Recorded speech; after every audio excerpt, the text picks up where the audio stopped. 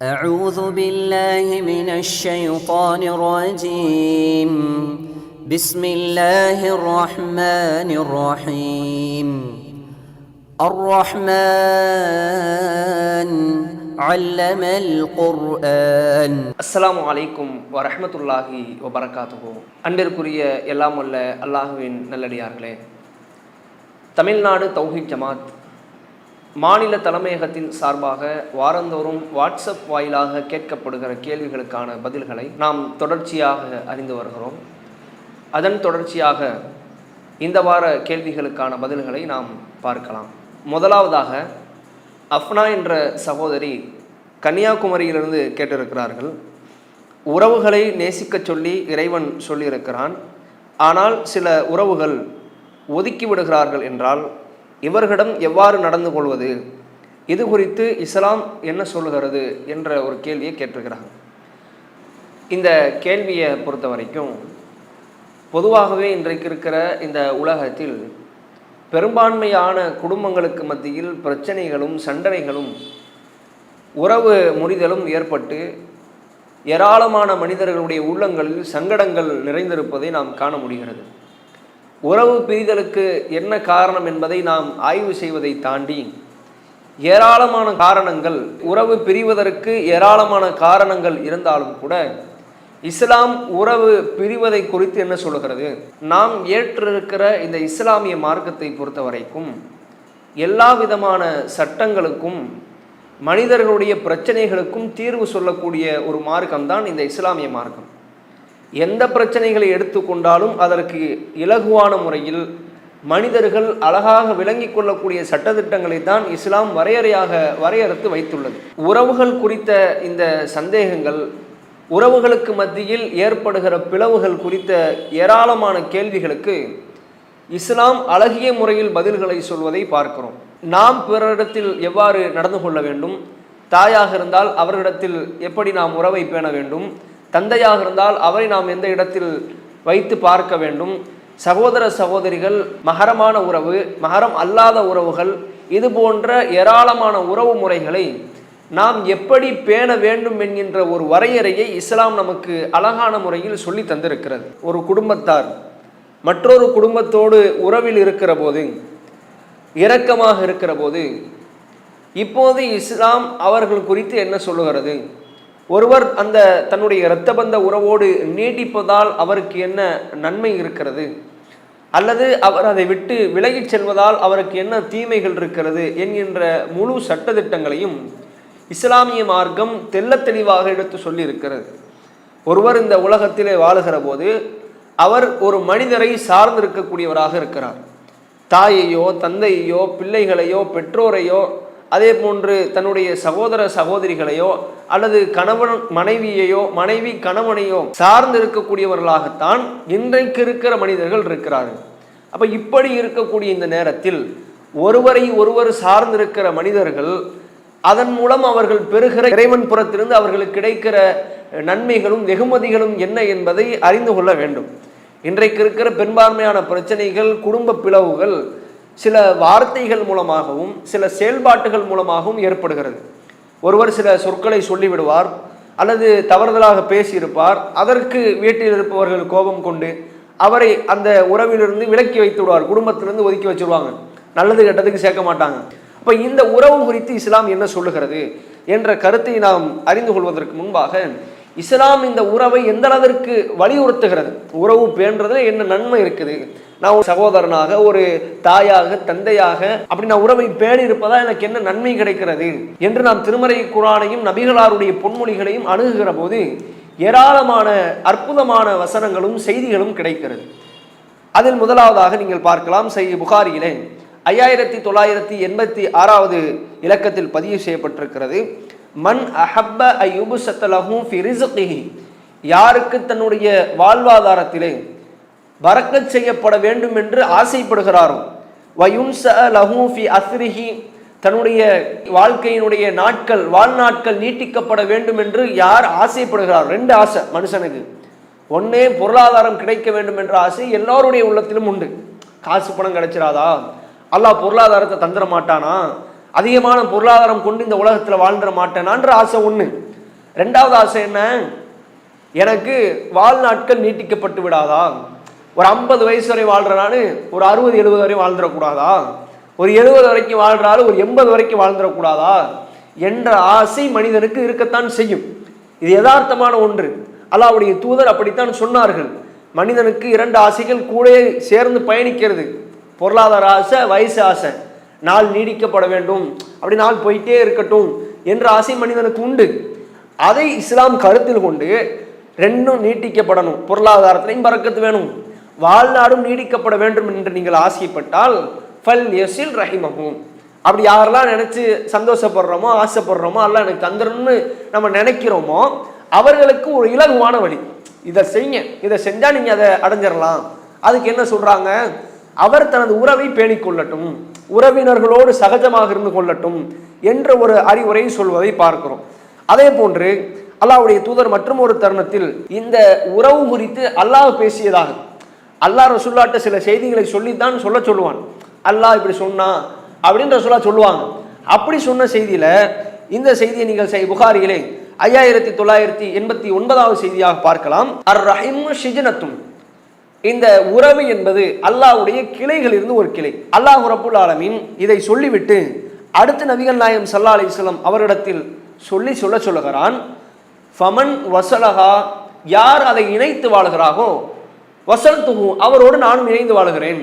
உறவை பேணி நடந்தால் நமக்கும் அந்த அடியானுக்கும் இடையான உறவு நீடிக்கும். ஃபமன் கத்தாஹா, யார் அதை முறித்து விடுகிறாரோ அவருக்கும் நமக்குமான உறவு முடிந்து விட்டது. அல்லாஹ் சொல்றதை கவனிங்க, சேர்ந்திருந்தா நம்ம 2 பேருக்குமான உறவு சேர்ந்திருக்கும், அடியார் இறைவன் என்ற உறவு நீடிக்கும். ஒருவேளை அந்த அடியார் உறவை பேணுகிற விஷயத்தில் கொஞ்சம் அலட்சியமாக பொடுபக்குத்தனமாக அந்த உறவை பேணாமல் இருப்பாரையானால் அங்க நம்மளும் அவரை அப்படித்தான் இருப்போம், முறிச்சா நம்மளும் முறிச்சிரும், சேர்ந்துருந்தா நம்மளும் சேர்ந்திருப்போம் என்று அல்லாஹ் சொல்லக்கூடிய ஒரு செய்தியை நபிகள் நாயகம் ஸல்லல்லாஹு அலைஹி வஸல்லம் அவர்கள் சொல்லுகிறார்கள். அதே போன்று நபிகள் நாயகம் ஸல்லல்லாஹு அலைஹி வஸல்லம் அவர்கள் இன்னொரு முக்கியமான ஒரு செய்தியை சொன்னார்கள்.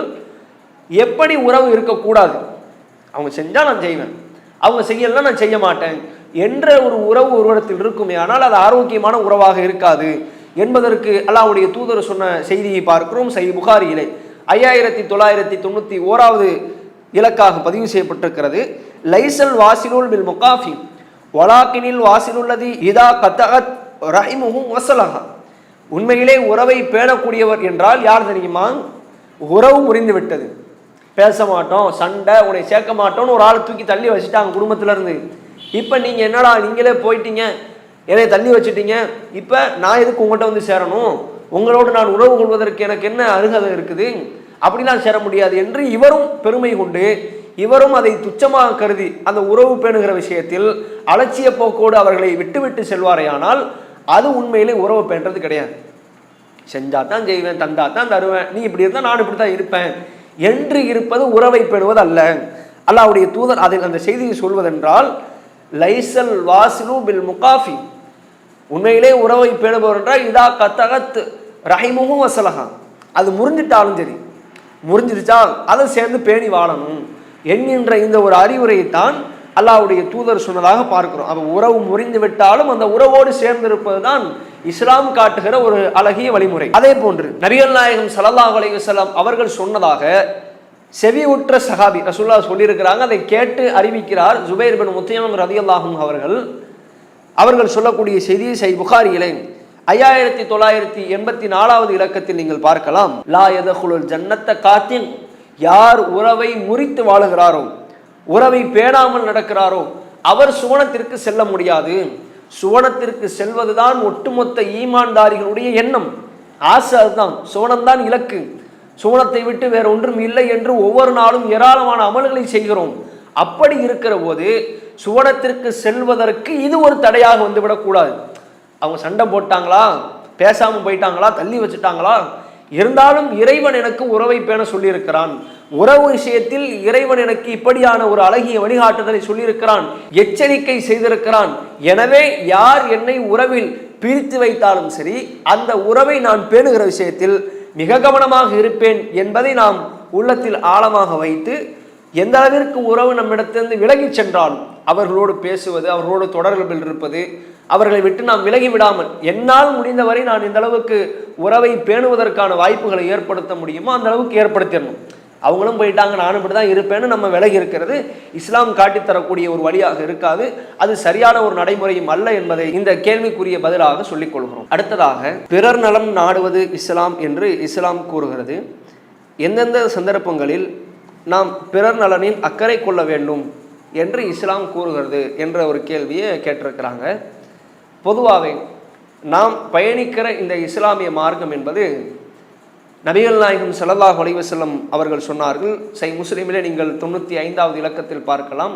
இஸ்லாம் என்றால் என்ன என்பதற்கான ஒரு ஒட்டுமொத்த வார்த்தைக்கான விளக்கமும் இந்த ஒற்றை வரி சொல்லி முடிக்கிறது. இஸ்லாம் குறித்து ஏராளமான கருத்துக்கள், ஏராளமான விளக்கங்கள் சொல்லப்பட்டாலும் அத்தீனு அந்நஸீஹா, இஸ்லாம் என்றாலே, மார்க்கம் என்றாலே பிறர் நலம் நாடுவது, இஸ்லாம்னாலே பிறர் நலம் நாடுவது என்ற ஒரு செய்தி அல்லாஹ்வுடைய தூதர் சொல்லிவிட்டு சென்றார்கள். இந்த செய்தியை சொன்ன அல்லாஹ்வுடைய தூதரிடத்தில் திரும்ப சஹாபாக்கள் கேட்டார்கள், இமன் ரசூலுல்லாஹ், யாருக்கு பிறர் நலம் நாடணும்? அப்போது அல்லாஹ்வுடைய தூதர் ஒரு பட்டியல் போட்டு சொன்னார்கள், அந்த பட்டியலில் பிற மக்களுக்கு உதவி செய்வது, பொதுமக்களுக்கு உதவி செய்யும், யாரெல்லாம் பாதிக்கப்பட்டிருக்கிறார்களோ பாதிக்கப்பட்டோருக்கு உதவி செய்ய வேண்டும், அதுவும் இஸ்லாத்தில் சொல்லப்பட்டது. இப்போ பிறருக்கு உதவி செய்கிற பிறர் நலம் நாடுவது என்பதுதான் இஸ்லாத்தினுடைய அடிப்படை. பிறருக்கு உதவி செய்.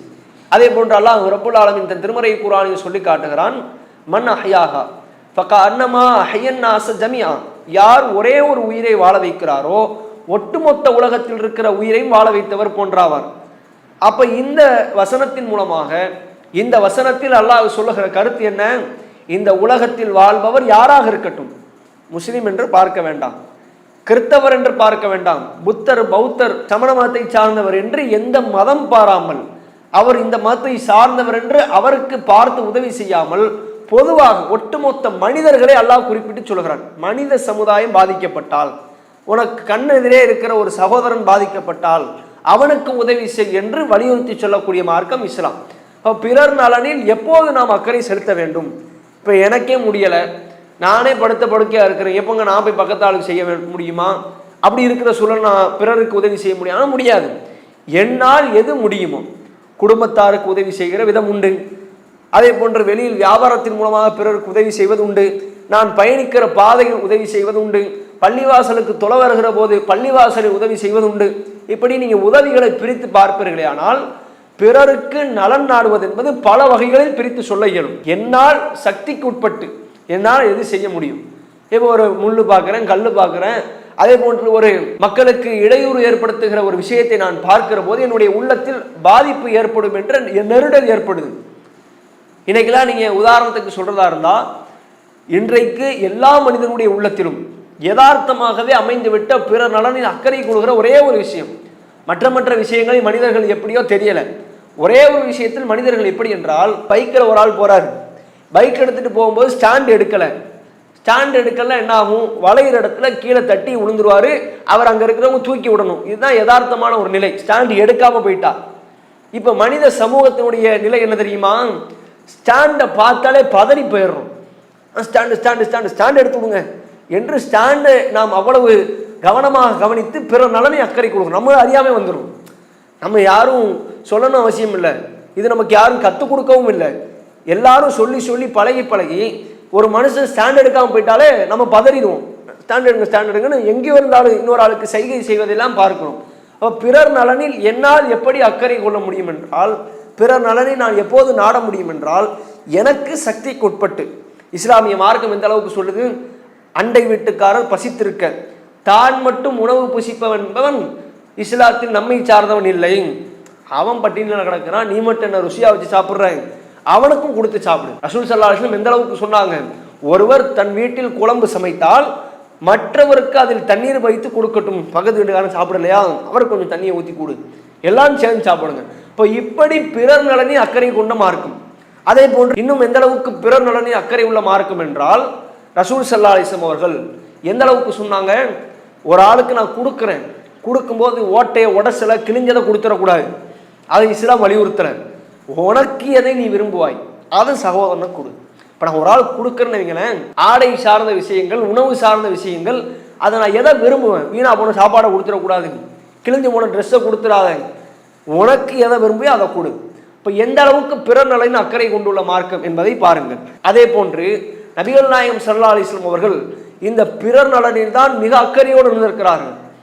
ரசூல் ஸல்லல்லாஹு அலைஹி வஸல்லம் அவர்கள் எந்த அளவுக்கு இருந்திருக்கிறாங்கன்னா, மக்களுக்கு மக்களுடைய நலனில் அக்கறை கொண்டவர். ஆட்சி தலைவர் என்பதால் அல்ல, ஆன்மீக தலைவர் என்பதால் அல்ல, ஒரு சாதாரண மனிதராக பயணிக்கிற போதும் பிறர் நலனின் அக்கறை கொண்டவராகத்தான் ரசூல் ஸல்லல்லாஹு அலைஹி வஸல்லம் இருந்திருக்கிறார்கள். இஸ்லாமிய மார்க்கம் நமக்கு அதைத்தான் சொல்லுகிறது. ஒரு முஸ்லீம் என்றால் யார்? பிற சகோதரன் பாதிக்கப்பட்டிருக்கிற போது அவனுடைய பாதிப்பின் போது சென்று உதவி செய்பவர். பாதிக்கப்பட்டிருக்கிறாரு, பாதிப்புக்கு உள்ளாக்கப்பட்டிருக்கிறார், நான் கண்டும் காணாமல் செல்லும் போது நான் முஸ்லீம் என்ற கேட்டகரியை விட்டு வெளியே போயிடுறேன். அப்போ அப்படித்தான் அல்லாஹ்வுடைய தூதர் சொல்றாங்க, ஒரு முஸ்லீம் என்றால் அவன் பாதிக்கப்பட்டிருக்கும் போது பாதிப்பில் சென்று உதவுவது. அப்போ இஸ்லாம் எந்த அளவிற்கு இந்த பிறர் நலனை அக்கறை கொள்வதை நமக்கு வலியுறுத்துகிறது என்பதை நாம் இது போன்ற செய்திகளில் அறிந்து கொள்கிறோம். எனவே பிறர் நலனில் என்னால் எந்த அளவிற்கு முடிந்தவரை என்னால் எப்படியெல்லாம் உதவி செய்ய முடியுமோ அந்த வரையறுக்கு உட்பட்டு தான் நாம் உதவி செய்ய முடியும். என்னால் முடியவில்லை, எனக்கு சக்தி இல்லை, என்னால் செய்ய முடியவில்லை என்றால் அதை இறைவன் குற்றம் பிடிக்க மாட்டான் என்பதை நாம் தெளிவாக புரிந்து கொள்ள வேண்டும் என்பதை இந்த கேள்விக்குரிய பதிலாக சொல்லிக் கொள்கிறோம். அடுத்ததாக ஹுசைன் என்ற சகோதரர் சென்னையிலேருந்து கேட்டிருக்கிறாங்க, குழந்தைக்கு பெயர் சூட்டுவது இஸ்லாத்தில் எப்படி? முழுமையாக விளக்கம் தரவும். குழந்தை பிறந்தால் என்னென்ன சடங்குகள் செய்ய வேண்டும் என்ற கேள்வியை கேட்டிருக்கிறாங்க. இன்றைக்கு பிறந்த குழந்தைக்கு பெயர் சூட்டுகிற அந்த ஒரு விஷயத்தில் இஸ்லாமிய சமூகத்தினுடைய நிலை எந்த அளவிற்கு இருக்கிறது என்றால், சொல்வதற்கே மிகவும் கூச்சமான ஒரு நிலையில்தான் இன்றைக்கு இஸ்லாமியர்கள் இருக்கிறார்கள். கொண்டாட்டங்கள் என்ற பெயரில் பிறந்த குழந்தைக்கு பெயர் சூட்டுகிற அதையும் ஒரு கொண்டாட்டமாக ஒரு விழாவாக எடுத்து நடத்துகிற இஸ்லாமியர்களும் உண்டு. ஆனால் இஸ்லாம் இப்படி நம்மை செய்ய சொல்லுகிறதா, இஸ்லாம் இதை ஆதரிக்கிறதா என்றால் இல்லை. எந்த அளவிற்கு என்றால், நபிகள் நாயகம் ஸல்லல்லாஹு அலைஹி வஸல்லம் அவர்கள் காலத்தில் பிறந்த எத்தனையோ குழந்தைகளுக்கு பெயர் சூட்டி இருக்கிறார்கள். எத்தனையோ குழந்தைகள் அவர்கள் காலத்தில் பிறந்தது. நபிகள் நாயகம் ஸல்லல்லாஹு அலைஹி வஸல்லம் அவர்களுடைய குழந்தைகள் இருந்தார்கள், பேரர் பிள்ளைகள் இருந்தார்கள், அவர்களுக்கெல்லாம் விழா கொண்டாடப்படவில்லை. ரசூலுல்லாஹ் அவங்களுக்கெல்லாம் குழந்தை பிறந்துருச்சு அப்படின்னு ஒரு விழா கொண்டாடினாங்களா? பெயர் சூட்டும் போது அதுக்கு என்ன தனியாக ஒரு விழா கொண்டாடினாங்களா? இன்றைக்கு இருக்கிற ஆடம்பரங்களை போன்று கூத்து கும்மாளங்கள் பாட்டு கச்சேரிகள் நடத்தப்படுகிறது, அது போன்றெல்லாம் இல்லை. அப்போ ரசூல் ஸல்லல்லாஹு அலைஹி வஸல்லம் உடைய காலத்தில் குழந்தை பிறந்து விட்டால் தனி சடங்கு சம்பிரதாயங்கள் கிடையாது. அந்த குழந்தை பிறந்துருச்சுன்றதுக்கு சிறப்பு எதுவும் கிடையாது. இன்றைக்கு இருக்கிற முஸ்லீம்களிடத்தில் இஸ்லாம் மறைந்து இன்றைக்கு இருக்கிற மாற்று மத கலாச்சாரங்கள் புகுந்து விட்டது. அப்போ இன்றைக்கு பெயர் சூட்டுகிற விதம் எப்படி இருக்கிறது? ஒரு பெயர் சூட்ட வேண்டும் என்றால் ஆலிம கூப்பிடணும், அதே போன்று பள்ளிவாசலில் பாங்கு சொல்லுகிற முஅத்தினை அழைக்கணும், அவங்க வந்து தான் பாங்கு சொல்லணும் என்று ஒரு நடைமுறை இன்றைக்கும் நம்முடைய இஸ்லாமிய சமூகத்தின் மத்தியில் இருக்கிறது. அப்போ ரசூல் ஸல்லல்லாஹு அலைஹி வஸல்லம் உடைய காலத்தில் ஏராளமான குழந்தைகள் பிறந்தார்கள். பிறந்த எல்லா குழந்தைகளுக்கும் ரசூலாவே பேர் வச்சுட்டு வந்தாங்களா? எல்லா பிள்ளைகளும் பிறந்த உடனே ரசூலாட்ட கொண்டு வந்து பேர் வச்சாங்களா? இல்லை. அப்படி எந்த ஒரு செய்தியும் பார்க்க முடியல. ரசூல் ஸல்லல்லாஹு அலைஹி வஸல்லம் இடத்தில் கொண்டு வரப்பட்ட பிள்ளைகளுக்கு தான் ரசூலா பேர் வச்சிருக்கிறாங்க. ரசூலாட்ட கொண்டு வரப்படாத பிள்ளைகளுக்கு ரசூலா பேர் வைக்கல. அப்போ இதை நம்ம விளங்கிக்கணும், இவர் ஆலிம் தான் வைக்கணும், அறிந்தவர்கள் தான் பேர் வைக்க வேண்டும் என்ற நிலை இல்லை. அப்போ எப்படி பேர் வைக்கிறது, பெயர் வைப்பதற்கான ஒரு முறை என்ன என்பதை நம்ம தெரிஞ்சுக்கிறணும். இன்றைக்கு இருக்கிற இஸ்லாமியத்தில் இருக்கிற நிலை என்னவென்றால், பேர் வைக்கும் போதே அழகான பேர் சூட்ட வேண்டும் என்ற நிலை மறைந்து விட்டது. அழகிய பேரையே சூட்டணும். ரசூல் ஸல்லல்லாஹு அலைஹி வஸல்லம் அவர்கள் சொன்னார்கள், சஹீஹ் முஸ்லிமிலே நீங்கள் பார்க்கலாம், அல்லாஹ் எந்த அளவிற்கு சொல்லி காட்டுகிறான் என்றால், உங்கள் பெயர்களில் அல்லாஹ்விற்கு மிகவும் விருப்பமானது எதுவென்றால் அப்துல்லாஹ் என்றும் அப்துர் ரஹ்மான் என்ற பெயரும் தான். அல்லாஹ்வுக்கு விருப்பமான பெயர் எதுனா அப்துல்லா, அப்துர் ரஹ்மான், இந்த ரெண்டு பேர் அல்லாஹ்வுக்கு பிடிச்சமான பெயர்கள் அப்படின்னு ரசூல் ஸல்லல்லாஹு அலைஹி வஸல்லம் சொல்லியிருக்கிறார்கள். இன்னும் எந்த அளவுக்கு சொன்னாங்க, மறுமை நாளில் நீங்கள் உங்களுடைய தந்தையின் பெயருடன் தான் சேர்த்து அழைக்கப்படுவீர்கள். வாப்பா பேரை சொல்லித்தான் சேர்த்து கூப்பிடுவாங்க. அப்போ இதை நம்ம விளங்கிக்கிறணும். அப்போ பெயர் வைக்கிற போது கண்ணியமான பெயர்களை சூட்ட வேண்டும். இன்னைக்கு 2 எழுத்துல 3 எழுத்துல டிசைனாக பேர் வைக்கணும்னு ஆசைப்படுறாங்க. இஸ்லாத்தினுடைய வரையறை தாண்டியும் பேர் வைக்கிறார்கள். அதையெல்லாம் இஸ்லாம் அனுமதிக்கவில்லை, அது கற்றுத்தரவும் இல்லை. எந்த அளவுக்கு பேர் வைக்கக்கூடாது அதை நம்ம தெரிஞ்சுக்கணும். முதல்ல இணை வைப்பு கலந்த பெயர்கள் வைத்து விடக்கூடாது. அல்லாஹ்வுக்கு பிடிக்காத இணை வைப்பான வார்த்தைகள் நிறைந்த பெயர்களை நாம் வைத்து விடக்கூடாது என்பதில் கவனமாக இருக்கணும். இறைவனுக்கு இணையாக்கக்கூடிய சில வார்த்தைகள் இருக்கும், அது மாதிரியான பெயர்களை வச்சிடக்கூடாது. ஷாகுல் ஹமீது, ஷாஜஹானு, இது மாதிரியான பெயர்களை வச்சிடக்கூடாது. அதையும் நம்ம தவிர்த்துக்கிறோம். அதே போன்று சம்பந்தம் இல்லாத அர்த்தமற்ற பெயர்களை வச்சிடக்கூடாது. அர்த்தமற்ற பெயர்கள்லாம் எப்படி, காட்டுபாவா, ஆத்தங்கரையா என்று ஊர் பெயரையும் அங்க இருக்கிற தர்காக்களில் இருக்கக்கூடிய பெயர்களையுமே எடுத்து வைக்கிற நிலை இன்றைக்கு இருக்கிறது. அப்போ அதையும் நம்ம முடிஞ்ச அளவு தவிர்த்துக்கணும். இது மாதிரியான அர்த்தமற்ற பெயர்களை வைப்பதை விட்டும் தவிர்த்து கொள்ள வேண்டும். நல்ல அழகான பெயர்கள், சஹாபாக்களுடைய பெயர்கள், அதே போன்று நபிமார்களுடைய பெயர்கள் எல்லாம் தாராளமாக வைத்துக் கொள்ளலாம்.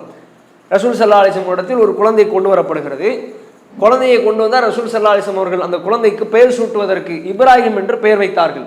அதுக்கப்புறம் அந்த பிள்ளைக்கு பேரித்தம்பழத்தை தன்னுடைய வாயில் மென்று அந்த பிள்ளையினுடைய வாயில் வைத்தார்கள் என்ற செய்தியெல்லாம் பார்க்கிறோம். அப்ப இதன் மூலமாக நாம் தெரிந்து கொள்கிற செய்தி என்னவென்றால், ரசூல் ஸல்லல்லாஹு அலைஹி வஸல்லம் இடத்தில் பிள்ளை கொண்டு வரப்பட்டது, பெயர் சூட்டப்பட்டது, விழாவாக கொண்டாடப்படவில்லை. வந்து ரசூலாட்ட கொண்டு வந்து கொடுக்குறாங்க, வந்து பேர் வைக்கணுங்கிறாங்க, ரசூல்லா பேர் வைக்கிறாங்க. அதற்கு விழா கொண்டாடப்படவில்லை, ஆடம்பரமாக்கப்படவில்லை, அதற்கென்று தனி சடங்கு சம்பிரதாயங்கள் வைக்கப்படவில்லை.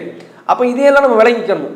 ரசூல்லா இப்படிதான் செஞ்சிருக்கிறாங்க, சிம்பிளா முடிச்சுட்டு போயிட்டாங்க அப்படின்னு நம்ம விளங்கிடணும். அடுத்து என்ன, அதே போன்று இந்த பிள்ளைக்கு பேர் சூட்டுவது என்பதை 7வது நாளில் அமைத்துக் கொள்ளலாம். எப்படி, அக்கீகா கொடுத்து தலைமுடியை களைந்து பெயர் சூட்டுவது 7ஆம் நாளில் நபிகள் நாயகம் ஸல்லல்லாஹு அலைஹி வஸல்லம் அவர்கள் செய்வதற்கு வழிகாட்டி இருக்கிறார்கள். அப்போ இதையும் நாம் விளங்கிக் கொள்ள வேண்டும். குழந்தைக்கு பெயர் சூட்டுவது 7வது நாள் தான் செய்ய வேண்டும் என்று அல்ல, அதுக்கு முன்னாடியும் வைக்கலாம் அல்லது அதற்கு பின்னாலும் வைத்துக் கொள்ளலாம். அப்போ அதை நாம் கவனத்தில் கொள்ள வேண்டும்.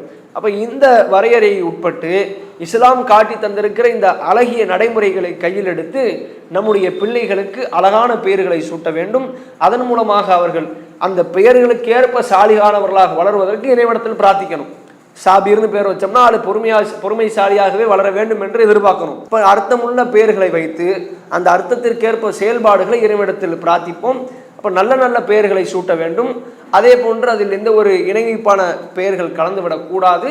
பெயர் சூட்டுகிற போது எந்த ஒரு சடங்கு சம்பிரதாயங்களும் என்று இஸ்லாம் காட்டித்தரவில்லை என்பதை நாம் இந்த கேள்விக்குரிய பதிலாக சொல்லிக் கொள்கிறோம். இந்த வாரத்தினுடைய கேள்விகளுக்கான பதில்கள் இதோடு நிறைவடைகிறது. இன்ஷா அல்லாஹ் அடுத்த வாரத்திற்குரிய கேள்விகளுக்கான பதில்களை அடுத்த வாரம் பார்ப்போம். அஸ்ஸலாமு அலைக்கும் வரஹ்மத்துல்லாஹி வபரகாத்துஹு. இஸ்லாம் மற்றும் சமுதாய செய்திகளை அறிந்து கொள்ள தமிழ்நாடு தௌஹீத் ஜமாஅத் யூடியூப் பக்கத்தை உடனடியாக சப்ஸ்கிரைப் செய்து கொள்ளுங்கள். மேலும் பெல் பட்டனையும் கிளிக் செய்து கொள்ளுங்கள்.